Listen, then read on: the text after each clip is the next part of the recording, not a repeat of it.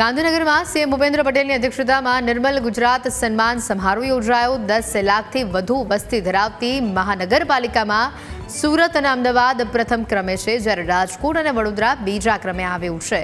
10 લાખથી ઓછી વસ્તી ધરાવતી મહાનગરપાલિકામાં ગાંધીનગર અને જામનગર મનપાને પ્રથમ સ્થાને, જ્યારે ભાવનગર અને જૂનાગઢ બીજા ક્રમે આવ્યું છે।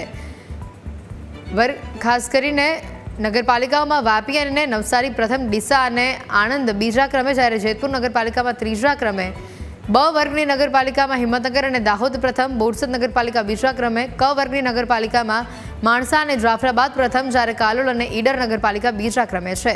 ડ વર્ગની નગરપાલિકામાં કણઝરી અને વિસાવદર પ્રથમ છે, જ્યારે સંતરામપુર અને વંથલી નગરપાલિકા બીજા ક્રમે છે। સ્વચ્છ ભારત મિશન હોય કે આપણું ગુજરાત સરકારની નિર્મળ ગુજરાત હોય, તો નિર્મળ ગુજરાતની અંદર પણ આપણે એની અંદર ખૂબ સરકાર તરીકે અમારે જ્યાં તમારી સાથે ઊભા રહેવાનું છે ત્યાં અમે ઊભા રહેવાની તૈયારી બતાવીએ છીએ।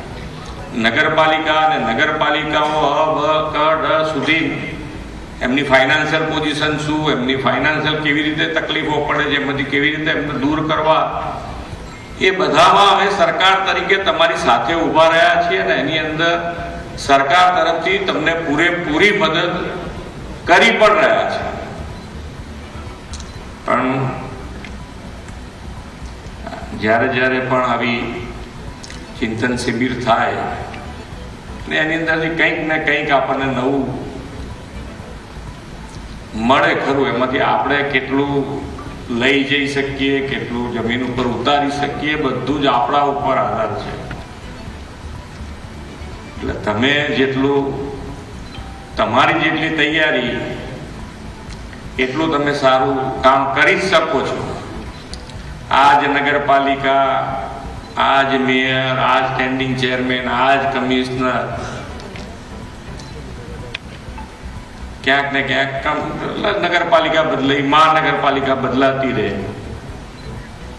પણ આપણે બધા એના એ છતાંય અત્યાર સુધી આપણે નંબર લાવવો હોય કે તમારે એની પ્રતિયોગિતામાં ભાગ લીધો હોય તો કયા નંબરે ક્યારે આવતા ક્યાંય ધ્યાન ના હોય, ચાલે છે ને ચાલતા રહીએ છીએ।